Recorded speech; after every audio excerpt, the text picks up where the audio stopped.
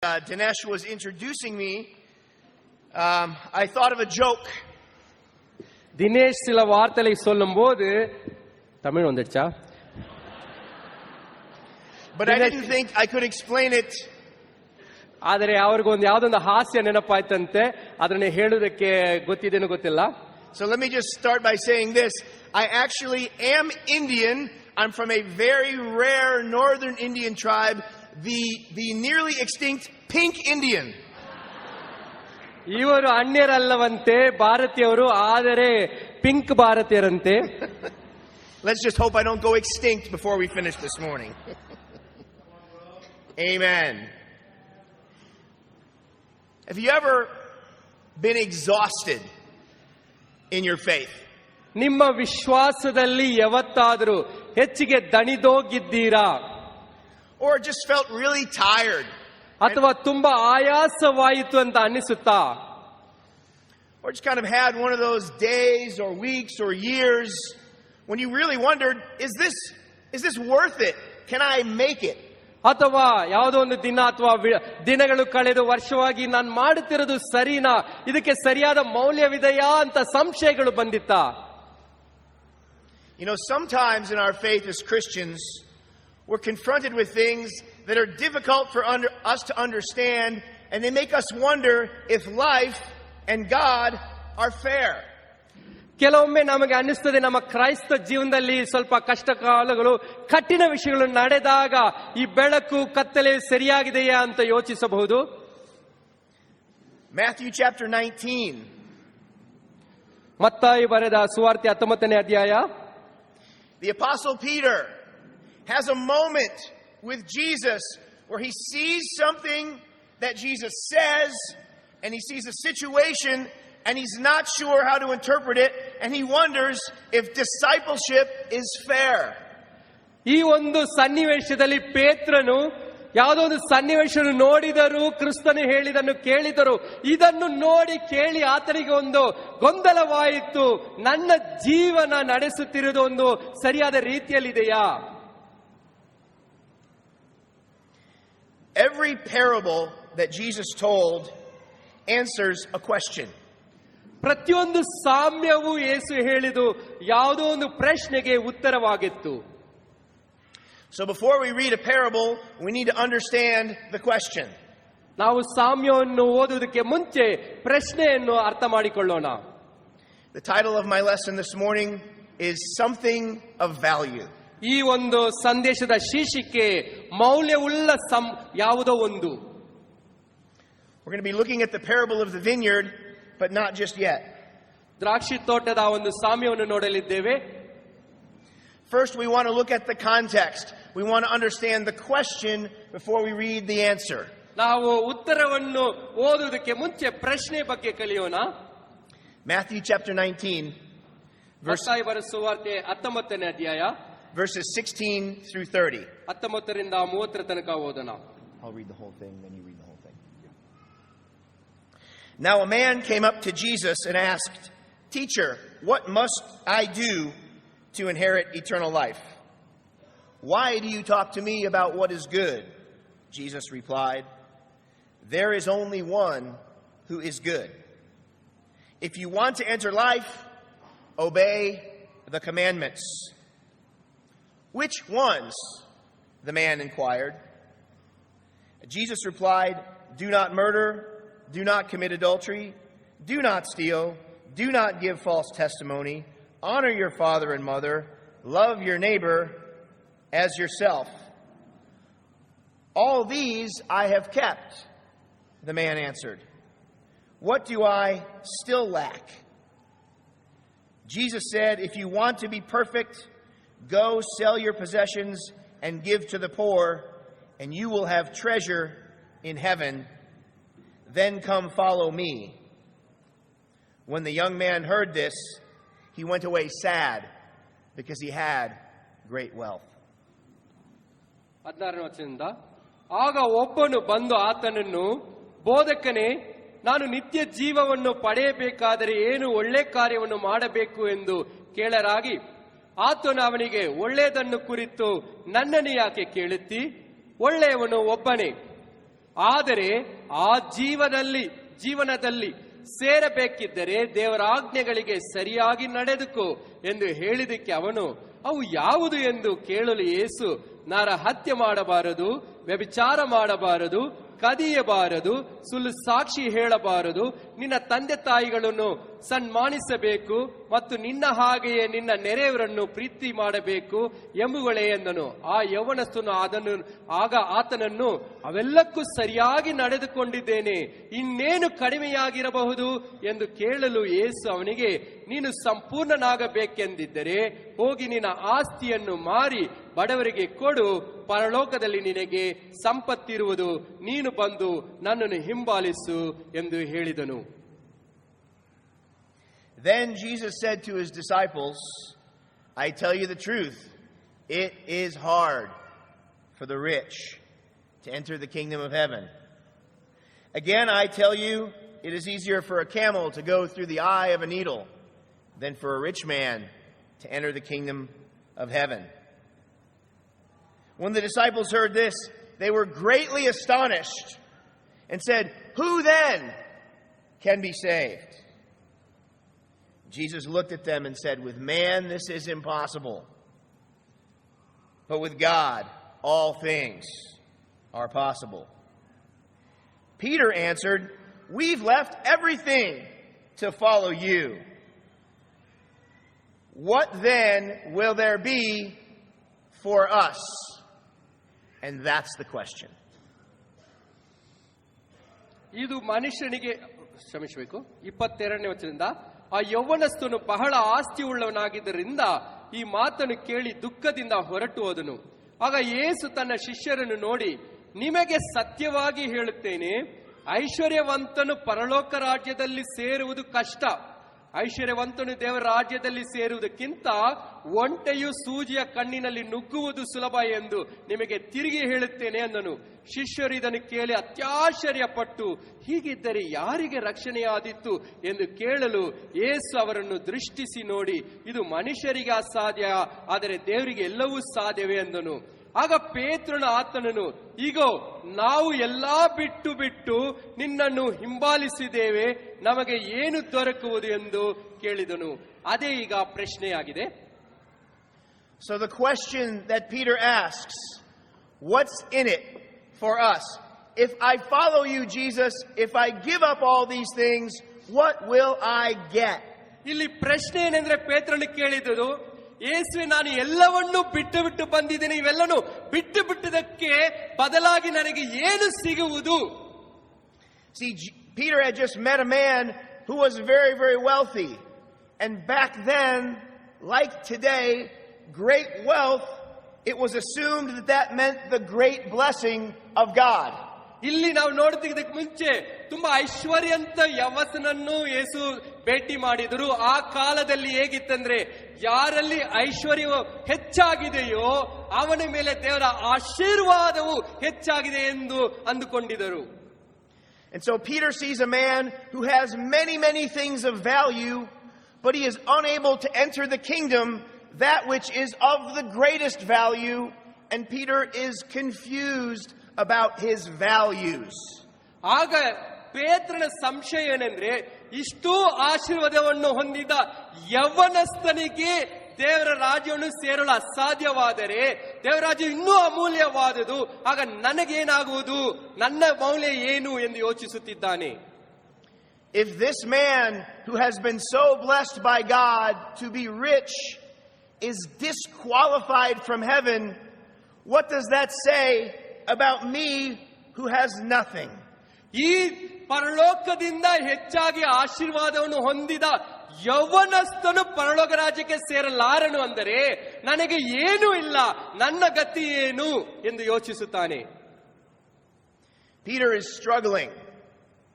ಪೇತ್ರನಿಗೆ ನಿಜವಾಗಲೂ ಶೋಧನೆ ಆಗುತ್ತಿದೆ.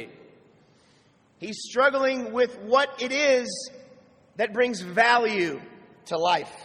ಜೀವನಕ್ಕೆ ಮೌಲ್ಯವನ್ನು ಹೆಚ್ಚಿಸುವುದು ಏನು ಎಂಬ ಒಂದು ಶೋಧನೆಯಲ್ಲಿ ನರಳುತ್ತಿದ್ದಾನೆ.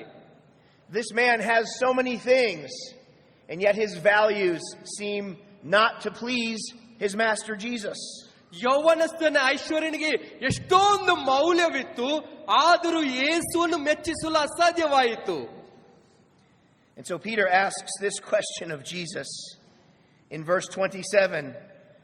I've left everything. Will there be anything for me? 27ನೇ ವಚನದಲ್ಲಿ ಪೇತ್ರನು ಹೇಳುತ್ತಾನೆ, ನಾನು ಎಲ್ಲವನ್ನೂ ಬಿಟ್ಟು ಬಿಟ್ಟೆ, ನನ್ಗೇನಾದ್ರೂ ಸಿಗ್ತದೆಯಾ? The parable of the vineyard is the answer to this question. ಈ ಪ್ರಶ್ನೆಗೆ ಆ ದ್ರಾಕ್ಷಿ ತೋಟದ ಒಂದು ಸಾಮ್ಯವೇ ಉತ್ತರವಾಗಿದೆ. Matthew chapter 20. ಮತ್ತಾಯ ಬರೆದ ಸುವಾರ್ತೆ 20ನೇ ಅಧ್ಯಾಯ. I'm going to read 16 verses, then he's going to read 16 verses. 32 ವಚನ ಓದಲಿದ್ದೇವೆ ಇಬ್ರು ಸೇರಿ. For the kingdom of heaven is like a landowner who went out early in the morning to hire men to work in his vineyard. He agreed to pay them a denarius for the day and sent them out into the vineyard. About the third hour, 9 a.m., he went out and saw others standing in the marketplace doing nothing. He told them, "You also go work in my vineyard, and I will pay you whatever is right." So they went. He went out again about the 6th hour, that's noon, and he saw others still standing around. And again, he went out again at the 9th hour and did the same thing. At the 11th hour, near the end of the day, at the 11th hour, he went out and found still others standing around. And so he asked, "Why have you been standing here all day long, doing nothing?" "Because no one has hired us," they said.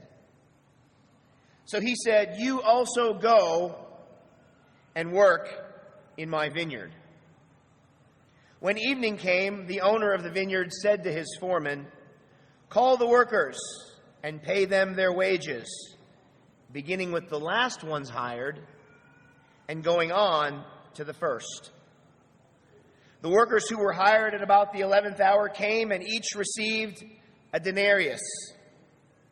So when those came who were hired first, they expected to receive more. But each of them also received a denarius. So when they received it, they grumbled against the landowner. "These men who you hired last, they've only worked 1 hour, and you've made them equal to us, who've borne the burden of the work and the heat of the day." But he answered them, "Friend, I am not being unfair to you. I want to give the man who was hired last the same as I gave to you. Don't I have the right to do what I want with my own money? Or are you envious because I am generous?" So the last will be first, and the first will be last. 20ನೇ ಅಧ್ಯಾಯ 1ನೇ ವಚನದಿಂದ ಓದೋಣ. ಅದು ಹೇಗೆಂದರೆ, ಪರಲೋಕ ರಾಜ್ಯವು ಒಬ್ಬ ಮನೆಯ ಯಜಮಾನನಿಗೆ ಹೋಲಿಕೆಯಾಗಿದೆ. ಅವನು ತನ್ನ ದ್ರಾಕ್ಷೆ ತೋಟಕ್ಕೆ ಕೂಲಿ ಆಳುಗಳನ್ನು ಕರೆಯುವುದಕ್ಕೆ ಬೆಳಿಗ್ಗೆ ಹೊರಟನು. ಆಳಿಗೆ ದಿನಕ್ಕೆ 1 ಪಾವಳಿಯಂತೆ ಕೂಲಿ ಗೊತ್ತು ಮಾಡಿ ಅವರನ್ನು ದ್ರಾಕ್ಷೆ ತೋಟಕ್ಕೆ ಕಳಿಸಿದನು. ತರುವಾಯ ಹೆಚ್ಚು ಕಡಿಮೆ 9 ಗಂಟೆಗೆ ಹೋಗಿ ಪೇಟೆಯಲ್ಲಿ ಸುಮ್ಮನೆ ನಿಂತಿದ್ದ ಇನ್ನು ಕೆಲವರನ್ನು ಕಂಡು, "ನೀವು ಸಹ ನನ್ನ ದ್ರಾಕ್ಷೆ ತೋಟಕ್ಕೆ ಹೋಗಿರಿ, ನಿಮಗೆ ಸರಿಯಾದ ಕೂಲಿಯನ್ನು ಕೊಡುತ್ತೇನೆ" ಅನ್ನಲು ಅವರು ತೋಟಕ್ಕೆ ಹೋದರು. ಅವರು ತಿರುಗಿ ಹೆಚ್ಚು ಕಡಿಮೆ 12 ಗಂಟೆಗೆ ಮತ್ತು 3 ಗಂಟೆಗೆ ಹೋಗಿ ಅದೇ ಪ್ರಕಾರ ಮಾಡಿದನು. ತಿರುಗಿ ಹೆಚ್ಚು ಕಡಿಮೆ ಸಾಯಂಕಾಲ 5 ಗಂಟೆಗೆ ಹೋಗಿ ಬೇರೆ ಕೆಲವರು ನಿಂತಿರುವುದನ್ನು ಕಂಡು ಅವರನ್ನು, "ದಿನವಲ್ಲ ಇಲ್ಲಿ ಯಾಕೆ ಸುಮ್ಮನೆ ನಿಂತಿದ್ದೀರಿ" ಎಂದು ಕೇಳಲು ಅವರು, "ಯಾರೂ ನಮ್ಮನ್ನು ಕೂಲಿಗೆ ಕರೆಯಲಿಲ್ಲ" ಅಂದಾಗ ಅವನು, "ನೀವು ಸಹ ನನ್ನ ದ್ರಾಕ್ಷಿ ತೋಟಕ್ಕೆ ಹೋಗಿರಿ" ಅಂದನು. ಸಂಜೆ ಹೊತ್ತಿಗೆ ದ್ರಾಕ್ಷಿ ತೋಟದ ಯಜಮಾನನು ತನ್ನ ಪಾರುಪತ್ಯಕಾರನಿಗೆ ಆ ಆಳುಗಳನ್ನು ಕರೆದು ಕಡೆಗೆ ಬಂದವರನ್ನು ಮೊದಲು ಮಾಡಿಕೊಂಡು ಮೊದಲು ಬಂದವರ ತನಕ ಅವರಿಗೆ ಕೂಲಿ ಕೊಡು ಎಂದು ಹೇಳಿದನು. ಆಗ ಸಾಯಂಕಾಲ 5 ಗಂಟೆಗೆ ಬಂದವರಿಗೆ 1 ಪಾವಳಿ ಸಿಕ್ಕಿತ್ತು. ತರುವಾಯ ಮೊದಲಿನವರು ಬಂದು ತಮಗೆ ಹೆಚ್ಚು ದೊರೆಯುವುದು ಎಂದು ನೆನೆಸಿದರು. ಅವರು ಇವರಿಗೆ ಸಹ 1 ಪಾವಳಿಯೇ ಸಿಕ್ಕಿತ್ತು. ಅದನ್ನು ತೆಗೆದುಕೊಂಡು ಮನೆ ಯಜಮಾನನ ಮೇಲೆ ಗುಣುಗುಟ್ಟು ಕಡೆಗೆ ಬಂದ ಇವರು 1 ತಾಸು ಹೊತ್ತು ಮಾತ್ರ ಕೆಲಸ ಮಾಡಿದ್ದಾರೆ. ನಾವು ದಿನವೆಲ್ಲ ಬಿಸಿಲಿನಲ್ಲಿ ಕೆಲಸ ಮಾಡಿ ಕಷ್ಟಪಟ್ಟಿದ್ದೇವೆ, ಇವರನ್ನು ನಮಗೆ ಸಮ ಮಾಡಿಬಿಟ್ಟಿರಲ್ಲ ಅಂದನು. ಅದಕ್ಕೆ ಅವನು ಅವರಲ್ಲಿ ಒಬ್ಬನಿಗೆ, ಏನಪ್ಪ, ನಾನು ನಿನಗೆ ಅನ್ಯಾಯ ಮಾಡಲಿಲ್ಲ. ನೀನು ನನ್ನ ಸಂಗಡ 1 ಪಾವಳಿಗೆ ಒಡಂಬಡಿಕೆಯಲ್ಲ. ನಿನ್ನ ಕೂಲಿ ತಗೊಂಡು ಹೋಗು. ನಿನಗೆ ಕೊಟ್ಟಂತೆ ಕಡೆಗೆ ಬಂದವನಿಗೂ ಕೊಡುವುದಕ್ಕೆ ನನಗೆ ಮನಸ್ಸುಂಟು. ನನ್ನ ಬದುಕನ್ನು ನಾನು ಬೇಕಾದ ಹಾಗೆ ಮಾಡಬಹುದಲ್ಲವೋ? ನಾನು ಒಳ್ಳೆಯವನಾಗಿರುವುದು ನಿನ್ನ ಕಣ್ಣನ್ನು ಒತ್ತುತ್ತದೋ ಎಂದು ಹೇಳಿದನು. ಈ ಪ್ರಕಾರ ಕಡೆಯವರು ಮೊದಲಿನವರಾಗುವರು, ಮೊದಲಿನವರು ಕಡೆಯವರಾಗುವರು ಎಂದು ಹೇಳಿದನು. I know that's a longer passage of scripture. ಉದ್ದನೆಯ ವಚನಗಳಾಗಿತ್ತು. I want to take a few minutes and explain what was happening in their minds as this event unfolded. ಈ ಒಂದು ಸನ್ನಿವೇಶಗಳು ನಡೆಯುತ್ತಿರುವಾಗ ಜನರ ಮನಸ್ಸಿನಲ್ಲಿ ಏನು ನಡೀತಿತ್ತು ಅಂತ ನಿಮಗೆ ಹೇಳಲು ಇಷ್ಟಪಡ್ತಾರೆ. Back during the time when Jesus lived, most villages like this one were fairly small and would be surrounded by some kind of a walled enclosure with a gate, and the village marketplace was in the center of the city. ಆ ಕಾಲದಲ್ಲಿ ಅನೇಕ ಗ್ರಾಮಗಳ ಊರು ಯಾವ ರೀತಿ ಇದೆ ಅಂದ್ರೆ ಸಣ್ಣದಾಗಿತ್ತು, ಸುತ್ತಲೂ ಗೋಡೆ ಇತ್ತು. ಆ ಒಂದು ಊರಿನ ಮಾರುಕಟ್ಟೆ ಊರಿನ ಮಧ್ಯದಲ್ಲಿತ್ತು. The wealthy members of society, those who owned land or who owned vineyards, much like this man, would have actually lived in the walls of the city, the most protected place. And the wealthier they were, the higher up the wall they would live. ಈ ಶ್ರೀಮಂತ ವ್ಯಕ್ತಿಗಳು, ಆ ಜಮೀನ್ದಾರರು, ದ್ರಾಕ್ಷಿ ತೋಟ ಈ ವ್ಯಕ್ತಿಯನ್ನು ಈ ಕಥೆಯಲ್ಲಿ ನೋಡುವ ವ್ಯಕ್ತಿ ತರ ಅವರು ಗೋಡೆ ಹತ್ತಿರದಲ್ಲಿ ಜೀವಿಸ್ತಿದ್ರು. ತುಂಬಾ ಅವರ ಭದ್ರತೆ ಇದ್ದಂಗೆ. Their vineyards and their property would be outside of the city walls, but usually in a place where they could see them and keep an eye on them based on where they were living. ಇವರ ಮನೆಗಳು ಸ್ವಲ್ಪ ಮೇಲಿನ ಮಟ್ಟದಲ್ಲಿತ್ತು. ಆ ಊರಿನ ಆಚೆ ದ್ರಾಕ್ಷಿ ತೋಟಗಳು, ಜಮೀನುಗಳಿತ್ತು. ಅಲ್ಲಿಂದ ಅವರು ನೋಡಲು ಸಹಾಯವಾಗ್ತಿತ್ತು ಅಲ್ಲಿ ಏನ್ ನಡೀತಿದೆ ಅಂತ. This parable seems to take place at the time of the harvest, because this man has a lot of harvesting to do, and he obviously has a workforce that worked for him every day, but he needed extra labor to bring in the harvest before it rotted on the vine. ಈ ಒಂದು ಕಥೆಯ ಒಂದು ಸನ್ನಿವೇಶದ ಸಮಯ ಸುಗ್ಗಿ ಕಾಲವಿರಬಹುದು. ಆಗ ಹೆಚ್ಚಿಗೆ ಕೂಲಿಯಾಳು ಬೇಕಾಗಿದ್ದಾರೆ ಸುಗ್ಗಿಯನ್ನು, ಬೆಳೆಯನ್ನು ಕೊಯ್ದು ತರುವುದಕ್ಕೆ. So he engaged in the common practice of his day, which was to go down to the agora, the center of the city, the market, and look for day laborers, people who would come and work just for a day or just for 2 days to help him with the extra work during the harvest season. ಈ ಐಶ್ವರ್ಯವನ್ನು ಈ ವ್ಯಕ್ತಿ ಯಜಮಾನನು ಊರಿನ ಮಧ್ಯದಲ್ಲಿ ಮಾರುಕಟ್ಟೆಗೆ ಹೋದರು. ಅಲ್ಲಿ ದಿನಗೂಲಿಯಾಗಿ ಕೆಲಸ ಮಾಡೋಕೆ ಮನಸ್ಸಿರುವರು ಅಲ್ಲಿ ಇರುತ್ತಿದ್ದರು. Now these people who were standing around in the marketplace did not have careers, they did not go to university, they did not have money, they did not have health insurance, they had a very difficult life. ಇಲ್ಲಿ ದಿನಗೂಲಿ ಆಳುಗರ ಜೀವನ ನಮಗೆ ಗೊತ್ತಿರೋ ಹಾಗೆ ಅವರಿಗೆ ಹೆಚ್ಚಿಗೆ ವಿದ್ಯಾಭ್ಯಾಸ ಇರಲಿಲ್ಲ, ಹೆಚ್ಚಿಗೆ ಜೀವನದಲ್ಲಿ ಏನೋ ಮಾಡಬೇಕಂತಿರಲಿಲ್ಲ, ಹೆಚ್ಚಿಗೆ ಹಣ ಇರಲಿಲ್ಲ, ಕಷ್ಟಕರ ಜೀವನವಾಗಿತ್ತು. They lived day to day, hand to mouth, week to week, in fear that they may not be able to provide for their families. And I know maybe some of you have experienced that. ಈ ಜನರು, ಈ ಆಳುಗಳು ಮಾರುಕಟ್ಟೆಯಲ್ಲಿ ಇದ್ದವರು ದಿನಗೂಲಿಗಳಾಗಿ ಅವರು ಹೊಟ್ಟೆಗೆ ಬಾಯಿಗೆ ಅಂತ ಜೀವಿಸುತ್ತಿದ್ದರು. ಮಾರನೇ ದಿನ ತನ್ನ ಕುಟುಂಬಕ್ಕೆ ಊಟ ಕೊಡಕ್ಕೆ ಸಾಧ್ಯವಿದೆಯೋ ಇಲ್ಲವೋ ಎಂದ ಭಯದಲ್ಲಿದ್ದರು. ನಮ್ಮಲ್ಲೂ ಸಹ ಇಂತಹ ಸನ್ನಿವೇಶದಲ್ಲಿ ಕೆಲವೊಮ್ಮೆ ಇದ್ದಿರಬಹುದು. I want to talk a little bit about the economics of this marketplace. ಈ ಒಂದು ಸಂತೆ, ಈ ಒಂದು ಮಾರುಕಟ್ಟೆ ಮಧ್ಯದಲ್ಲಿದ್ದ ಹಣಕಾಸಿನ ವಿಷಯದ ಬಗ್ಗೆ ಹೇಳಲಿದ್ದಾರೆ. So imagine you're a master, you're a field owner, and you go down to the marketplace, and you go down very, very early in the morning. Who are the men that are standing around in the marketplace very, very early in the morning? What are they like physically? What are they like personally? What kind of people might they be? ಈ ಒಂದು ಯಜಮಾನನು, ಜಮೀನ್ದಾರನು ಅಲ್ಲಿ ಸಂತೆ ಮಾರುಕಟ್ಟೆ ಮಧ್ಯದಲ್ಲಿ ಹೋದಾಗ ಬೆಳಿಗ್ಗೆ ಬೇಗನೆ ಹೋಗಬೇಕಾಗಿದೆ. ಎಂತಹ ಜನರು ಅಲ್ಲಿ ಇರ್ತಾ ಇದ್ರು, ಎಂತಹ ನೋಡೋದಕ್ಕೆ ಯಾವ ರೀತಿ ಇರ್ತಾ ಇದ್ರು ಆ ಜನರು. These would be the young, the strong, the fit, the most desperate, the most eager, those men who had nothing to encumber them, nothing to keep them at home, no responsibilities that they had to meet. They had the opportunity, the luxury of getting up early and being the first in line to get the best jobs. ಕೆಲಸಕ್ಕೆ ಮೊದಲೇ ಆಯ್ಕೆ ಆಗಬೇಕಂತ ಮನೆಯಲ್ಲಿ ಹೆಚ್ಚಿಗೆ ಜವಾಬ್ದಾರಿ ಇಲ್ಲದವರು, ಬಲವಂತರು, ಅವರ ಜೀವನದಲ್ಲಿ ಆರೋಗ್ಯ ಸರಿಯಾಗಿರೋರು, ಕಷ್ಟದಲ್ಲಿ ಬೇಸತ್ತು ಇವತ್ತು ದುಡ್ಡು ಬೇಕೇ ಬೇಕು ಅಂತ ಭಾವನೆಯಲ್ಲಿರುವರು ಅಲ್ಲಿ ಬೇಗನೆ ಎದ್ದು ಹೋಗಿ ನಿಂತಿರುತ್ತಾರೆ. Naturally, these were the men everyone wanted to hire for manual labor. ಇಂತಹ ವ್ಯಕ್ತಿಗಳೇ ನನಗೂ ಬೇಕು ಅಂತ ಆ ಯಜಮಾನರುಗಳು ಕಾಯ್ತಾ ಇರ್ತಾರೆ. Think about how the workforce would change and evolve as the hours ticked by. ಸಮಯ ಕಳೆಯುತ್ತಾ ಹೊತ್ತಾದ ಮೇಲೆ ಎಂತಹ ಕೂಲಿಗಾರರು ಸಿಗಬಹುದು ಊಹಿಸಿ ನೋಡಿರಿ. Now it's noontime and the master comes back to the marketplace. There are still people there that no one has hired. ಮಧ್ಯಾಹ್ನ ಹೊತ್ತಾಗಿದೆ, 12 ಗಂಟೆ. ಈ ಯಜಮಾನ ಮತ್ತೆ ಅಲ್ಲಿ ಬರ್ತಾರೆ. ಕೆಲವು ಜನರು ಇನ್ನೂ ಇದ್ದಾರೆ, ಯಾರು ಅವ್ರನ್ನ ಆರಿಸಿಕೊಂಡು ಹೋಗಿಲ್ಲ ಕೂಲಿಗಾರರಾಗಿ. It may not take much imagination to understand why they had not been hired. ಯಾಕೆ ಅವರಿಗೆ ಕೆಲಸ ಯಾರು ಕೊಟ್ಟಿಲ್ಲ ಅಂತ ಯೋಚಿಸುವುದು ಸುಲಭ. They were older, ವಯಸ್ಸಾದವರಾಗಿರಬಹುದು, less strong, ಅವರಿಗೆ ಬಲ ಸ್ವಲ್ಪ ಕಡಿಮೆ ಇದ್ದಿರಬಹುದು, perhaps crippled or blind, ಒಂದು ವೇಳೆ ಕುಂಟ್ರಾಗಿರಬಹುದು, ಕುರುಡರಾಗಿರಬಹುದು, maybe unclean or injured. ಅಥವಾ ಅವರಿಗೇನು ಗಾಯವಾಗಿರುವುದು, ಸ್ವಲ್ಪ ಪರಿಶುದ್ಧರಿಲ್ಲದೆ ಇರಬಹುದು. Not a very good investment. ಇವರ ಮೇಲೆ ನಾವು ಬಂಡವಾಳ ಹಾಕೋದು ಒಳ್ಳೆಯದಲ್ಲ. Not the people you would hire for a long day of manual labor in the hot Judean sun. ಆ ದೇಶದಲ್ಲಿನ ಬಿಸಿಲಿನಲ್ಲಿ ಮೈಮುರಿದು ಕೆಲಸ ಮಾಡುವುದಕ್ಕೆ ಇಂತಹ ಕೆಲಸಗಾರರು ಲಾಯಕ್ಕಿಲ್ಲ.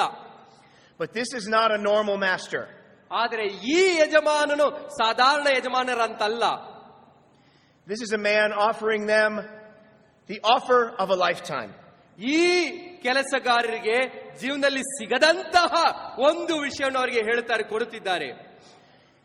These are men who without this master would not work that day.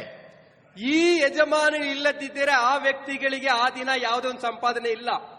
They would not have food for their families that night. ಅವರ ಕುಟುಂಬಕ್ಕೆ ಆ ದಿನ ಊಟ ಇಲ್ಲ. They would not have an opportunity to make any money. ಈ ಯಜಮಾನ ಇಲ್ಲದಿದ್ದವರಿಗೆ ಹಣ ಮಾಡುವುದಕ್ಕೆ ಅವಕಾಶವಿಲ್ಲ. They would stand in the marketplace as the hours went by and their heads would get lower and lower as they were filled with shame. ಅವರು ಅಲ್ಲಿ ಮಾರುಕಟ್ಟೆಯಲ್ಲಿ ನಿಂತು ಯಾರು ಬಂದಿಲ್ಲ, ಇನ್ನೇನು ನನಗೆ ಯಾರು ನಾನು ಕೆಲಸ ಕೊಡಲ್ಲ ಅಂತ ಅವರಿಗೆ ನಾಚಿಕೆಯಾಗಿ, ದುಃಖವಾಗಿ, ಸುಸ್ತಾಗಿ ಅಲ್ಲೇ ನಿಲ್ದು ಬಿಡ್ತಾ ಇದ್ರು. And imagine what it was like to stand there as the younger men were hired ahead of you, as the stronger men were hired ahead of you, and the people of the village walked by and saw you not chosen. ಯೋಚಿಸಿ ನೋಡಿ, ಕೆಲಸಕ್ಕೋಸ್ಕರ ನೀವು ಆ market ಮಧ್ಯದಲ್ಲಿ ಬಂದು ನಿಂತಿದ್ದೀರಾ.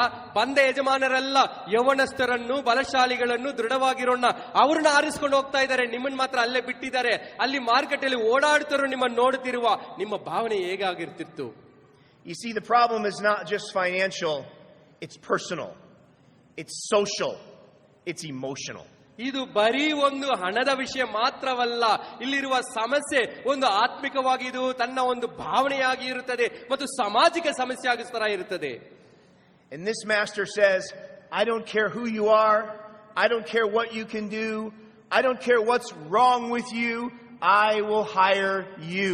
ಆದರೆ ಈ ಯಜಮಾನರು ಬಂದು ಆ ಕೂಲಿಗಾಳು, ಯಾರೂ ಕೆಲಸ ಕೊಡದಂತ ಕೂಲಿಗಾಳು ನೋಡಿ, ನೀನು ಎಂತಹವನು, ನಿನ್ನಲ್ಲಿ ಕೊರತೆ ಏನಿದೆ, ನಿನ್ ಕೈಲಿ ಏನಾಗತ್ತೆ ಇಲ್ಲ, ಅದು ನನಗೆ ಬೇಕಾಗಿಲ್ಲ. I'll take a risk on you. ನಾನು ಒಂದು ನಿನ್ನ ಮೇಲೆ ಒಂದು ಸ್ವಲ್ಪ ನಷ್ಟವಾದರೂ ಪರವಾಗಿಲ್ಲ, ನಿನ್ನನ್ನು ಆರಿಸ್ತೇನೆ. I'll bet on you. ನಿನ್ನಲ್ಲಿ ನಾನು ನಂಬಿಕೆ ಇಟ್ಟು ನಿನ್ನ ಮೇಲೆ ಹಣ ಹಾಕುತ್ತಿದ್ದೇನೆ. I'll put my own harvest at risk for you. ನನ್ನ ಒಂದು ಸುಗ್ಗಿಯನ್ನೇ, ಬೆಳೆಯನ್ನೇ ನಿನ್ನ ಮೇಲೆ ಅಪಾಯವಿರುತ್ತೆ ಅನ್ನೋ ಗೊತ್ತಿಲ್ಲ ಹಾಕುತ್ತಿದ್ದೇನೆ. I'll waste my money on you. ನೀನು ಒಂದು ವೇಳೆ ಏನೂ ನನಗೆ ಫಲವಿಲ್ಲದಿದ್ದರೂ ನನ್ನ ಹಣವನ್ನು ಸ್ವಲ್ಪ ನಾಶ ಮಾಡ್ಕೋದಕ್ಕೂ ಕಳ್ಕೊಳ್ಳೋಕ್ಕೂ ಸಿದ್ಧನಾಗುತ್ತಿದ್ದೇನೆ. What kind of a man does business this way? ಇಂತಹ ವ್ಯಕ್ತಿಯ ವ್ಯಾಪಾರ ಯಾವ ರೀತಿ ಇರಬಹುದು? A man who's interested in people not produce. ಇಂತಹ ಯಜಮಾನನು ಅಂತವನೆಂದರೆ ಆತನು ಮನುಷ್ಯರಲ್ಲಿ ಆಸಕ್ತಿ ಇದ್ದಾನೆ, ಅವರಿಂದ ಬರುವ ಫಲದಲ್ಲ. A man who cares about dignity and not dollars. ಆತನು ಮನುಷ್ಯನೊಂದು ವೈಯಕ್ತಿಕ ಮರ್ಯಾದೆಗೆ ಅವನಿಗೆ ಮೌಲ್ಯ ಇದೆ ಹೊರತು ಇವನಿಗೆ ಏನಾದ್ರಲ್ಲಿ ಹಣ ಬರುತ್ತೆ ಅದರಲ್ಲ. This is our God. ಇದೇ ನಮ್ಮ ದೇವರಾಗಿದ್ದಾರೆ. This is your God. ಇದೇ ನಿಮ್ಮ ದೇವರಾಗಿದ್ದಾರೆ. Generous to a fault. ಎಲ್ಲರಿಗೂ ಧಾರಾಳವಾಗಿ ಕೊಡುವರಾಗಿದ್ದಾರೆ. Willing to risk his own reputation and his own money for you, whoever you are, however you are. ನೀವು ಯಾವ ರೀತಿಯಾಗಿದ್ದರೂ ಎಂತಹ ರೀತಿಯಲ್ಲಿದ್ದರೂ ಪರವಾಗಿಲ್ಲ, ತನ್ನ ಹೆಸರಿಗೆ ಭಂಗ ಬರುವಂತೆ ಇದ್ದರೂ ಸಹ ನಿಮ್ಮನ್ನು ಆರಿಸಲಿದ್ದಾರೆ. Brothers and sisters, it's the offer of a lifetime. ಇಂತಹ ಒಂದು ಕೊಡುಗೆ ಜೀವನದಲ್ಲಿ ಸಿಗದಂತಹ ಒಂದು ಕೊಡುಗೆಯಾಗಿದೆ. Once in a lifetime. ಜೀವನದಲ್ಲಿ ಒಮ್ಮೆ ಮಾತ್ರ ಸಿಗುವಂತದಾಗಿದೆ. To be treated like this, to be loved like this, to be cared for like this, to be included in this. ಈ ತರ ನಿಮ್ಮನ್ನು ಅಕ್ಕರೆ ತೋರಿಸಿ ಪ್ರೀತಿಸಿ ಆರಿಸಿ ಅವರೊಂದಿಗೆ ಸೇರಿಸಿಕೊಳ್ಳುವ ಒಂದು ಅವಕಾಶ ಇದೆ. But there's a problem. ಇದರಲ್ಲೂ ಒಂದು ಸಮಸ್ಯೆ ಇದೆ. At the end of all this greatness and this offer of a lifetime comes payday. ಎಲ್ಲಾ ಒಂದು ಜೀವನದಲ್ಲಿ ಸಿಗದಂತ ಒಂದು ಕೊಡುಗೆ ಬಂದು ನಂತರ ಸಂಬಳದ ಸಮಯ, ಕೂಲಿ ಕೊಡುವ ಸಮಯ ಬಂತು. And things get a little complicated. ಇಲ್ಲಿ ಸಮಸ್ಯೆ ಶುರು ಆಗುತ್ತಿದೆ. Some people aren't happy with the money they make. ಎಷ್ಟು ಹಣ ಇವರು ಸಿಕ್ತು ಅದ್ರ ಬಗ್ಗೆ ಸಂತೋಷ ಪಟ್ಟಿಲ್ಲ. Who hasn't had that experience? ಯಾರಿಗೆ ಸಾಲತ್ತೆ ಸಂಬಳ? This is very interesting. Notice what happens. ಇಲ್ಲಿ ಗಮನಿಸಿ ಏನಾಗುತ್ತಿದೆ. When it's time to hand out the money, this man pays them in the reverse order that they were hired. ಹಣ ಕೂಲಿ ಕೊಡುವ ಸಮಯ ಬಂದಾಗ ಅವರಿಗೆ ಕೆಲಸ ಬಂದಿದ್ದಕ್ಕಿಂತ ತದ್ವಿರುದ್ಧವಾದ ರೀತಿಯಲ್ಲಿ ಕ್ರಮವಾಗಿ ಅವರು ಹಣ ಕೊಡುತ್ತಿದ್ದಾರೆ. We sort of have the sense that they're all standing around at the money table, and the broken down, the tired, the old, the men that have been there only an hour come shuffling in. ಇಲ್ಲಿ ಹಣ ಕೊಡುವ ಒಂದು ಮೇಜಿನ ಹತ್ರ ಎಲ್ಲ ಇದ್ದಾರೆ, ಸುಸ್ತು body ಬಳಲಾಗಿ ಇದ್ದಾರೆ. ಅಲ್ಲಿ ಈಗ ತಾನೆ 5 ಗಂಟೆಗೆ 1 ತಾಸು ಕೆಲಸ ಮಾಡಿದನು ಓಡಿ ಬರ್ತಾನೆ ಅಲ್ಲಿ ಎಚ್ಚರಿಸಿಕೊಂಡು. And they get a whole day's wage. ಪೂರ್ಣ ದಿನದ ಕೂಲಿ ಏನೋ 1 ತಾಸು ಕೆಲಸ ಮಾಡಿದನಿಗೆ ಸಿಗುತ್ತದೆ. And the young and the strong do what the young and strong do. They begin to feel entitled. ಆ ಸಮಯದಲ್ಲಿ ಯೌವನಸ್ಥರು ದೃಢವಾಗಿರೋರು, ಆಹಾ ನನಗೇನು ಹೆಚ್ಚಿಗೆ ಸಿಗುತ್ತದೆ ಅಂತ ಅವರಿಗೆ ಆಸೆ ಉಂಟಾಯಿತು. I too was once young and strong and entitled. ಈಗಲೂ ಇವರು ದೃಢವಾಗಿ ಯೌವನಸ್ಥರಾಗಿ ಇದ್ದಾರೆ. And they see how the master pays the old, and they naturally conclude, I must be worth much, much more. ಇವರು ಮುದುಕರು ಕೆಲಸಕ್ಕೆ ಬಾರದೇ ಇರೋರಿಗೆ ಇಷ್ಟು ದುಡ್ಡು ಕೊಟ್ಟಾಗ ಅವರಿಗಿಂತ ನನಗೆ ಮೌಲ್ಯ ಜಾಸ್ತಿ ಅಂತ ತನ್ನೊಳಗೆ ಅವರು ಯೋಚಿಸುತ್ತಿದ್ದಾರೆ. And then they get a denarius and they feel cheated. ಆದ್ರೆ ಕೊನೆಗೆ ಅವ್ರ ಕೈಗೂ ಅದೇ ಹಣ ಸಿಕ್ತು, ಇದು ಮೋಸ ಮೋಸ ಮೋಸ ಅಂತ ಶುರು ಹಚ್ತಾರೆ. You know, I think this happens to us as disciples. ಶಿಷ್ಯರಾಗಿ ಈ ವಿಷಯ ನಮಗೂ ನಡೆಯುತ್ತದೆ. God does something generous and great in our life. He gives us salvation. He blesses us with family. He gives us from His own great storehouse. ಯೇಸು ಧಾರಾಳ ಹೃದಯದಿಂದ ನಮ್ಮನ್ನು ಆಶೀರ್ವದಿಸುತ್ತಾರೆ, ನಮ್ಮ ಜೀವಕ್ಕೆ ನಮ್ಮ ಕುಟುಂಬಕ್ಕೆ ಎಲ್ಲಾ ರೀತಿಯಲ್ಲಿ ಕೊಡುತ್ತಿದ್ದಾರೆ. And we're very excited about that. We're very thankful for that. We're very happy about that until we see someone else get the thing that we wanted God to give to us. ಇದನ್ನೆಲ್ಲ ನೋಡಿ ಸಂತೋಷವಾಗುತ್ತದೆ, ದೇವರಿಗೆ ಕೃತಜ್ಞರಾಗಿದ್ದೀವಿ. ಆದರೆ ಯಾವ ವಿಷಯ ನಮಗೆ ಬೇಕಂತ ಬೇಡಿಕೊಳ್ಳುತ್ತಿದ್ದೇವೋ ಅದು ಬೇರೆಯವರಿಗೆ ಆಶೀರ್ವದಿಸಲ್ಪಟ್ಟಾಗ ಏನೋ ಒಂದು ಸಮಸ್ಯೆ ಶುರು ಆಗುತ್ತದೆ. A husband or a wife. ಗಂಡ ಅಥವಾ ಹೆಂಡತಿ. Our children becoming Christians. ಅಥವಾ ಅವರ ಶಿಷ್ಯರು, ಅವರ ಮಕ್ಕಳು ಶಿಷ್ಯರಾಗುವುದು. A better job. ಒಂದು ಒಳ್ಳೆ ಕೆಲಸ, less persecution from family and friends. ಕುಟುಂಬದಿಂದ ಕಡಿಮೆಯಾಗಿ ಹಿಂಸೆಗಳು. Fill in the blank, whatever works for you. ನಮಗೆ ಯಾವ್ದೆಲ್ಲ ತೋಚಿಸ್ತದೆ ಅದೆಲ್ಲ ಭರ್ತಿ ಮಾಡ್ಕೊಳ್ಳೋಣ. And this, I think, is the great peril for us as Christians. ಶಿಷ್ಯರಾಗಿ ದೊಡ್ಡ ಸಮಸ್ಯೆ ಇದೇ ಆಗಿದೆ. Is to maintain our gratitude when God blesses others around us. ನಮ್ಮ ಸುತ್ತಲಿರುವ ಜನರಿಗೆ ದೇವರು ಆಶೀರ್ವದಿಸಿದಾಗ ನಮ್ಮ ಕೃತಜ್ಞತೆಯನ್ನು ಉಳಿಸಿಕೊಳ್ಳುವುದೇ ದೊಡ್ಡ ಸವಾಲಾಗಿದೆ. One of the great dangers of the Christian life is comparing ourselves with others. ನಮ್ಮ ಜೀವನದ ದೊಡ್ಡ ಅಪಾಯವೇನೆಂದ್ರೆ ಬೇರೆ ಜನರ ಜೀವನ ಜೊತೆಯಲ್ಲಿ ಹೋಲಿಕೆ ಮಾಡಿ ನೋಡಿದಾಗ. I always feel great about what God has given me until I take my eyes off God and put them on my brothers and sisters. ಇವರ ಜೀವನದಲ್ಲಿ ದೇವರು ಕೊಟ್ಟಿರುವ ಆಶೀರ್ವಾದಗಳನ್ನು ಕುರಿತು ಯಾವಾಗಲೂ ಕೃತಜ್ಞತರಾಗಿದ್ದಾರೆ. ಆದರೆ ಯಾವ ಗಳಿಗೆಯಲ್ಲಿ ದೇವರನ್ನು ಬಿಟ್ಟು ಕಣ್ಣನ್ನು ಬೇರೆಯವ್ರ ಮೇಲೆ ಬೇರೆ ಶಿಷ್ಯರು ಹಾಕ್ತಾರೆ, ಆವಾಗ ಇವರಿಗೆ ದುಃಖ ಪ್ರಾರಂಭವಾಗುತ್ತದೆ. This often creates ingratitude. ಇವು ಸದಾ ಕಾಲ ನಮ್ಮಲ್ಲಿ ಅಕೃತಜ್ಞತೆಯನ್ನು ನಮ್ಮಲ್ಲಿ ಬೆಳೆಸುತ್ತದೆ. Let's go back to our friends in the parable. ಮತ್ತೆ ಹೋಗೋಣ ಇಲ್ಲಿ ಒಂದು ಸಾಮ್ಯದಲ್ಲಿ ಏನಾಗ್ತಿದೆ ಅಂತ. As they begin to get paid, one of them, it says they, in verse 11, they begin to grumble against the landowner, and they complain, "You've made these people the same as me." 11ರಲ್ಲಿ ಹೇಳುತ್ತಾರೆ, ಅದನ್ನು ತೆಗೆದುಕೊಂಡು ಮನೆ ಯಜಮಾನ ಮೇಲೆ ಗುಣುಗುಟ್ಟು, ಕಡೆಗೆ ಬಂದ ಇವರು 1 ತಾಸು ಹೊತ್ತು ಮಾತ್ರ ಕೆಲಸ ಮಾಡಿದ್ದಾರೆ, ನಾವು ದಿನವೆಲ್ಲ ಬಿಸಿಲಲ್ಲಿ ಕೆಲಸ ಮಾಡಿ ಕಷ್ಟಪಟ್ಟಿದ್ದೇವೆ, ಇವರನ್ನು ನಮಗೆ ಸಮ ಮಾಡಿದ್ದಿ ಅಂತ ಹೇಳುತ್ತಾರೆ. And what he had forgotten is that they were in fact all the same. ಅಲ್ಲಿ ಏನು ಮಾಡ್ತಿದ್ರೆ ಎಲ್ಲರಿಗೂ ಒಂದೇ ರೀತಿಯಾಗಿ ಅವರು ಕೊಟ್ಟಿದ್ದು. Where had they all been 8 hours prior? 8 ಗಂಟೆಗಳ ಹಿಂದೆ ಅವರು ಎಲ್ಲಿದ್ದರು ಮರೆತಿದ್ದಾರೆ. Standing in the same line, needing the master's mercy. ಈ ಯಜಮಾನನ ಕೃಪೆಗೋಸ್ಕರ ಅದೇ ಸ್ಥಳದಲ್ಲಿ ಎಲ್ಲರೂ ಅಲ್ಲೇ ಇದ್ದರು. Every single one of those men was overpaid. ಅಲ್ಲಿದ್ದ ಪ್ರತಿಯೊಬ್ಬ ಆಳಿಗೂ ಹೆಚ್ಚುವರಿ ಕೂಲಿನೇ ಸಿಕ್ಕಿತು. Overpaid by the generosity of a master who did not need to give them anything. ಈ ಒಂದು ಯಜಮಾನನ ಅವ್ರಿಗೆ ಏನು ಕೊಡಬೇಕಾಗಿಲ್ಲ, ಆದರೂ ಕೊಟ್ಟರು.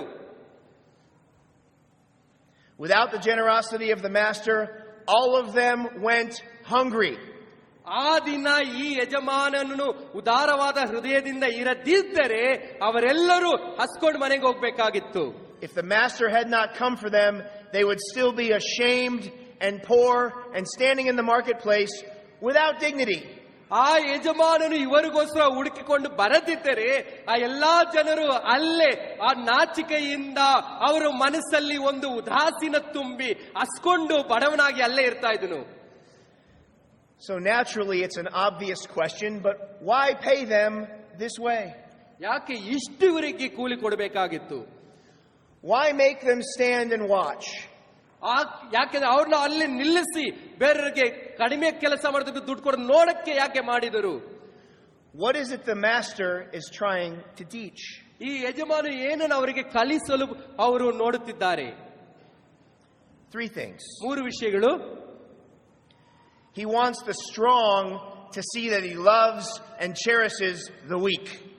ಆ ಒಂದು ದೃಢವಾಗಿ ಬಲವಂತರು ಬಲಹೀನರನ್ನು ನಾನು ಪ್ರೀತಿಸ್ತೇನೆ ಎಂಬುದನ್ನು ನೋಡಬೇಕಂತಿದ್ದರು. He wants the weak to see that he does not glorify the strong.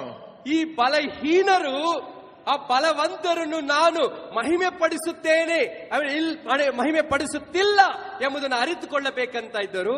And he wants all of them together to experience his generosity and his mercy. ಮೂರನೇದಾಗಿ ಎಲ್ಲರೂ ಒಟ್ಟಾಗಿ ಇವರ ಒಂದು ಧಾರಾಳ ಹೃದಯವನ್ನು ಕರುಣೆಯನ್ನು ಅನುಭವಿಸಬೇಕಂತ ಬಯಸಿದರು. Brothers and sisters, ಸಹೋದರ ಸಹೋದರರೇ, whoever you are, ನಾವು ಯಾರಾಗಿದ್ದರು, whatever your situation, ನಮ್ಮ ಸನ್ನಿವೇಶ ಏನೇ ಆಗಿದ್ದರು, some of you are older and have troubled times. ನಾವು ಕೆಲವಲ್ಲಿ ವಯಸ್ಸಾದರೂ ಆಗಿದ್ದೇವೆ, ಕಷ್ಟದಲ್ಲಿ ಇರುತ್ತೇವೆ. Some of you come from backgrounds that I cannot imagine. ಇವರು ಊಹಿಸಲಾರದಂತ ಕಷ್ಟದ ಹಿನ್ನೆಲೆಯಿಂದ ಬಂದಿರುವವರು ಇದ್ದೀರಾ.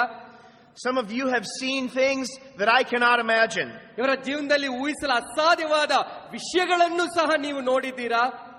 Some of you have experienced things that no human being maybe should ever have to experience. ಕೆಲವೊಮ್ಮೆ ಯಾವ ಮನುಷ್ಯನು ಅನುಭವಿಸಬಾರದಂತ ವಿಷಯಗಳನ್ನು ನೀವು ಅನುಭವಿಸಿರಬಹುದು.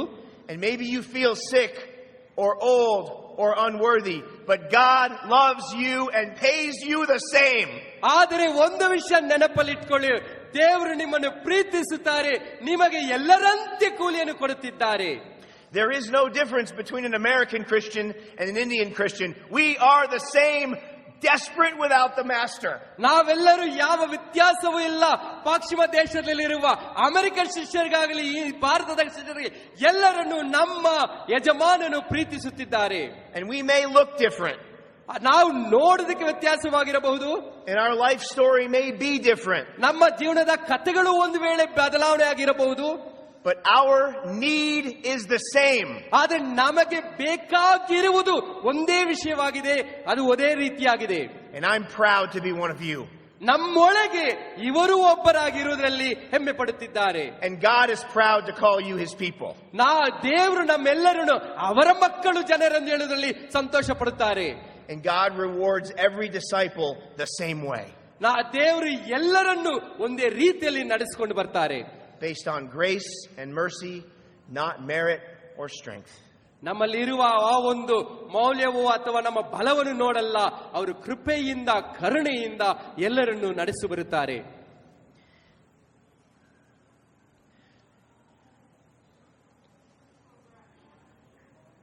My wife and I have repeatedly been thanked for all of our time here in India.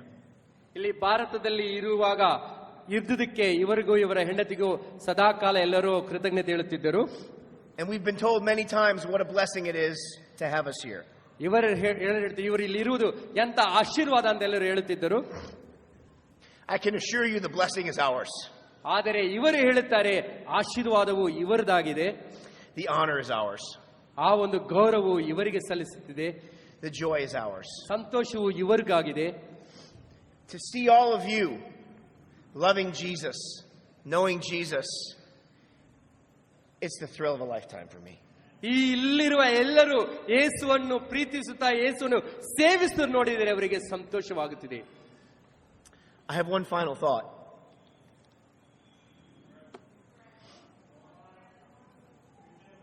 The concept of a dividend. Can you maybe explain the concept of a dividend? ಈ ಒಂದು ವ್ಯಾಪಾರದಲ್ಲಿ dividend ಅಂತ ಹೇಳ್ತಾರೆ. Yes, please. ಅದು ಹೇಗೆಂದ್ರೆ ಯಾವುದೋ ಒಂದು ಸಂಸ್ಥೆಯಲ್ಲಿ ನೀವು ಒಂದು ಪಾಲುಗಾರರಾಗಿದ್ದರೆ ನೀವು ಎಷ್ಟು ಪಾಲು ಹಾಕಿದ್ರೋ ಆ ವರ್ಷ ಎಷ್ಟು ಲಾಭ ಬರುತ್ತದೆಯೋ ಅದರಲ್ಲಿ ಎಲ್ಲಾ ಷೇರುದಾರರು ಅಂತ ಹೇಳ್ತಾರೆ, ಅವರಿಗೆಲ್ಲ ಸ್ವಲ್ಪ ಸ್ವಲ್ಪ ಲಾಭವನ್ನು ಹಂಚುತ್ತಾರೆ. ಅದನ್ನೇ ಇಂಗ್ಲಿಷ್ ಅಲ್ಲಿ ಡಿವಿಡೆಂಡ್ ಅಂತ ಹೇಳುವುದು. Sometimes in the financial world we make investments.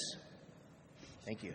ಕೆಲವೊಮ್ಮೆ ಈ ಒಂದು ಹಣಕಾಸಿನ ಪ್ರಪಂಚದಲ್ಲಿ ನಾವು ಬಂಡವಾಳ ಹಾಕ್ತೀವಿ. And oftentimes those investments will pay us small sums of money for many, many years.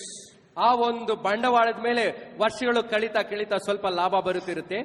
Over and above the normal interest that we might receive from an investment. ಬೇರೆ ಕಡೆ ನಮಗೆ ಸಿಗುವ ಬಡ್ಡಿಗಿಂತ ಈ ಒಂದು ಲಾಭದ ಹಣವು ಹೆಚ್ಚಾಗಿರುತ್ತದೆ. I believe God's grace is exactly like this. ಇವರು ನಂಬುತ್ತಾರೆ ದೇವರ ಒಂದು ಕೃಪೆ ಈ ರೀತಿಯಾಗಿರುತ್ತದೆ. That God comes into our life and he pours out his love and he pours out his grace and he saves our soul. ದೇವರು ನಮ್ಮ ಜೀವನಕ್ಕೆ ಬರುತ್ತಾರೆ, ಅವರ ಪ್ರೀತಿಯನ್ನು ಅವರ ಕೃಪೆಯನ್ನು ನಮ್ಮ ಮೇಲೆ ಸುರಿದು ನಮ್ಮನ್ನು ರಕ್ಷಿಸುತ್ತಾರೆ. And we receive grace and mercy and forgiveness of sins. ನಾವು ದೇವರ ಕೃಪೆಯನ್ನು ಅವರ ಒಂದು ಕರುಣೆಯನ್ನು ಪಾಪ ಕ್ಷಮಾಪಣೆಯನ್ನು ಅವರಲ್ಲಿ ನೋಡುತ್ತೇವೆ. But then as our life goes on, we see other gifts of grace coming in small pieces year after year after year. ನಂತರ ನಾವು ಬೇರೆಯವರ ಜೀವನದಲ್ಲಿ ನೋಡುತ್ತೇವೆ, ವರ್ಷಾನುವರ್ಷ ಅವರ ಜೀವನದಲ್ಲೂ ಈ ರೀತಿಯಾಗಿ ಕರುಣೆಯು ಕೃಪೆಯು ಆಶೀರ್ವಾದಗಳು ಬರುತ್ತಾ ಇದೆ. Small reminders that God loves everyone and pays everyone the same. ಒಂದು ಸಣ್ಣ ಒಂದು ನೆನಪು, ದೇವರು ಎಲ್ಲರನ್ನೂ ನೆನಪಿಸಿಕೊಳ್ಳುತ್ತಾರೆ, ಎಲ್ಲರಿಗೂ ಸರಿಯಾದ ರೀತಿಯಲ್ಲಿ ಸಮನಾಗಿ ಅವರು ಆಶೀರ್ವದಿಸುತ್ತಾರೆ. I want to share with you one such story. ಒಂದು ಕಥೆಯನ್ನು ಹೇಳ ಇಷ್ಟಪಡ್ತಾರೆ. And we'll close with this idea. ಅದರಲ್ಲಿ ನಾವು ಕೊನೆಗೊಳ್ಳೋಣ. About 3 months ago, I made a new friend. His name was Neil. 3 ತಿಂಗಳ ಹಿಂದೆ ಹೊಸ ಸ್ನೇಹಿತರನ್ನು ಮಾಡಿದರು. ನೀಲ್ ಅಂತ ಅವರ ಹೆಸರು. Neil is the husband of one of the disciples in our church. His daughter is also a disciple. ಇವರ ಸಭೆಯಲ್ಲಿ ಇವರು ನಡೆಸುವ ಸಭೆಯಲ್ಲಿ ಒಬ್ಬ ಸದಸ್ಯರಾದ ಆ ಸಹೋದರಿಯ ಗಂಡನು ನೀಲು, ಅವರ ಮಗಳು ಸಹ ಶಿಷ್ಯರಾಗಿದ್ದಾಳೆ. His daughter has been a disciple 22 years. His wife's been a disciple 17 years. ಮಗಳು 22 ವರ್ಷದಿಂದ ಶಿಷ್ಯರಾಗಿದ್ದಾರೆ. ಹೆಂಡತಿ ಅಂದ್ರೆ ಮಗಳ ಅಮ್ಮ 17-18 ವರ್ಷದಿಂದ ಇದ್ದಾರೆ. Neil persecuted the church for 17 years. 17 ವರ್ಷ ನೀಲ್ ಎಂಬುವರು ಸಭೆಗೆ ತುಂಬಾ ಉಪದ್ರವಗಳನ್ನು ಕೊಡುತ್ತಿದ್ದರು. He made it fairly difficult for his wife and daughter to be disciples at times. Neel ಅವರ ಹೆಂಡತಿ ಮತ್ತು ಮಗಳು ಶಿಷ್ಯರಾಗಿರುವುದಕ್ಕೆ ತುಂಬಾ ಕಷ್ಟ ಮಾಡುತ್ತಿದ್ದರು. Neil was also a man of some considerable wealth. ಈ ನೀಲ್ ಎಂಬುವರು ಸಹ ಸ್ವಲ್ಪ ಐಶ್ವರ್ಯವಂತನಾಗಿ ಇದ್ದರು. He did taxes and other financial services. ಅವರು ಒಂದು ಹಣಕಾಸಿನ ವಿಷಯದಲ್ಲಿ ಸುಮಾರು ತೆರಿಗೆ ವಿಷಯಗಳೆಲ್ಲ ಮಾಡ್ತಾ ಬಂದರು. So he knew a lot about money and investments. ಅವರಿಗೆ ಹಣ ಮತ್ತು ಬಂಡವಾಳ ಹಾಕೋದು ಇದೆಲ್ಲ ಸ್ವಲ್ಪ ಹೆಚ್ಚಿಗೆ ಗೊತ್ತಿತ್ತು. About 5 years ago, he got cancer in his kidneys. ಒಂದು 5 ವರ್ಷಗಳ ಹಿಂದೆ ಅವರಿಗೆ ಒಂದು ಕಿಡ್ನಿಯಲ್ಲಿ ಕ್ಯಾನ್ಸರ್ ಅಂತ ಗೊತ್ತಾಯಿತು. So one of his kidneys was removed. ಆದ ಕಾರಣ ಒಂದು ಕಿಡ್ನಿಯನ್ನು ಅವರು ತೆಗೆಯಬೇಕಾಗಿ ಬಂದಿತ್ತು.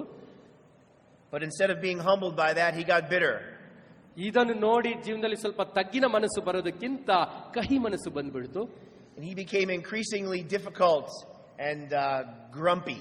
ಅವ್ರು ಇನ್ನೇ ಹೆಚ್ಚಿಗೆ ಸ್ವಲ್ಪ ಅವ್ನು ನೋಡೋದಕ್ಕೆ ಕಷ್ಟ ಆಗ್ತಿತ್ತು. ಅವ್ನು ಮಾಡೋದೆಲ್ಲ ಒಂದು ಗುಣಗುಡದೆ ಜಾಸ್ತಿ ಆಯ್ತು. A little unpleasant at times. ಕೆಲವೊಮ್ಮೆ ಅವ್ರ ಜೊತೆಲಿ ಇರೋದು ಅಹಿತವಾಗಿತ್ತು. Nevertheless, we became friends. ಆದರೂ ಇವರು ಸ್ನೇಹಿತರಾದರು. I started to visit him at the hospital and at the nursing home and talk to him about God. ಇವರು ಹಾಸ್ಪಿಟಲ್ ಇದ್ದಾಗ ಹೋಗಿ ನೋಡ್ತಿದ್ರು, ದೇವರ ಬಗ್ಗೆ ಅವರಲ್ಲಿ ಮಾತಾಡ್ತಿದ್ರು. Neil did not necessarily appreciate all of those conversations. ಅಂತ ಮಾತುಗಳೇನು ಅವರು ಹೆಚ್ಚಿಗೆ ಅಷ್ಟೇನು ಗೌರವಿಸಲಿಲ್ಲ. Sometimes they were a little one-sided. ಕೆಲವೊಮ್ಮೆ ಒಂದೇ ರೀತಿಯಲ್ಲಿ ಯೋಚನೆ ಮಾಡೋರಾಗಿರ್ತಾರಲ್ಲ. I would talk and he would do that. ಇವರು ಮಾತುಕತೆ ಕೆಲವೊಮ್ಮೆ ಟಿವಿ ತರ ಇರ್ತಂತೆ, ಬರೀ ಇವ್ರು ಮಾತಾಡ್ತಿದ್ರು, ಅವ್ರು ಬರೀ ನೋಡ್ತಾ ಇದ್ರಂತೆ. One day, about 6 weeks ago, I walked into his room and I noticed that he had a Bible on his bed. 6 ವಾರಗಳ ಹಿಂದೆ ಹೋಗಿ ನೋಡಿದ್ರೆ ಆಶ್ಚರ್ಯವಾಯ್ತು. ಅವ್ರ ಕೈಯಲ್ಲಿ ಆ ರೂಮಲ್ಲಿ ಒಂದು ಬೈಬಲ್ ಇತ್ತಂತೆ. Placed there not by the Gideons but by his wife. ಬೇರೆ ಸಂಸ್ಥೆಯಲ್ಲಿ ಇಟ್ಟಿಲ್ಲ, ಅವರ ಹೆಂಡತಿಯಲ್ಲಿ ಇಟ್ಟಿದ್ದ ಆ ಬೈಬಲ್ನ. And it looked like he had perhaps been reading it, so we began to talk. ಅದು ಅವ್ರು ಓದ್ತಿರೋ ತರ ಅನ್ನಿಸ್ತು, ಅದಕ್ಕೋಸ್ಕರ ಮಾತಾಡೋದಕ್ಕೆ ಪ್ರಾರಂಭಿಸಿದರು. And over the next 3 or 4 weeks, I visited him several times a week. ಬರೋ ಒಂದು ನಂತರದ 3-4 ವಾರಗಳಲ್ಲಿ ನೋಡ್ತಾ ಅವ್ರನ್ನ ಭೇಟಿ ಮಾಡ್ತಾ ಇದ್ರು. And we talked about Jesus, and we talked about the cross, and we talked about sin. ಯೇಸು ಬಗ್ಗೆ, ಶಿಲುಬೆ ಬಗ್ಗೆ, ಪಾಪದ ಬಗ್ಗೆ ಮಾತಾಡಿದರು. And he didn't like that very much. ಅದು ಮತ್ತೆ ಅವ್ರಿಗೆ ಇಷ್ಟ ಆಗಿಲ್ಲ. About 3 or 4 weeks ago, 4 ವಾರಗಳ ಹಿಂದೆ he came home for the last time. He came home from the hospital to die at his house. ಆಗ ಅವರು ಹಾಸ್ಪಿಟಲ್ನಿಂದ 4 ವಾರಗಳ ಹಿಂದೆ ಮನೆಗೆ ಬಂದರು ಸಾಯುವುದಕ್ಕೆ. And I would take him root beer and pizza. ಅವ್ರು pizza ಮತ್ತೆ ಏನೋ ಕೊಟ್ರಂತೆ ಅವರಿಗೆ.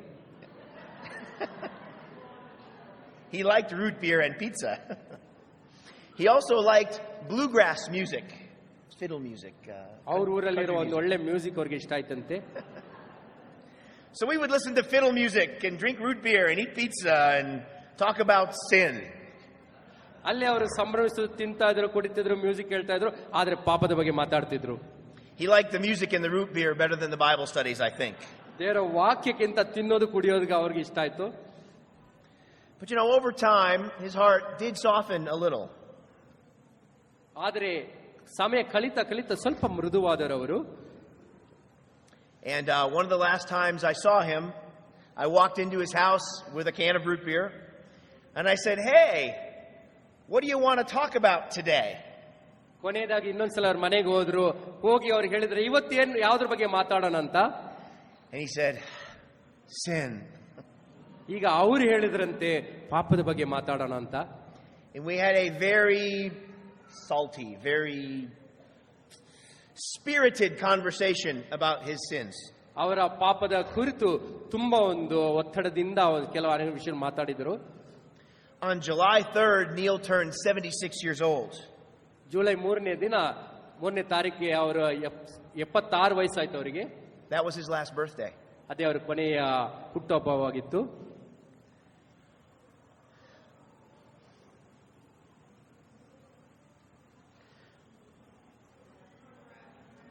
On July 7th, Neil was baptized into Christ. ಜುಲೈ 7ನೇ ತಾರೀಕು ಅವರು ಯೇಸುವಿನಲ್ಲಿ ದೀಕ್ಷಾಸ್ನಾನ ಹೊಂದಿದರು.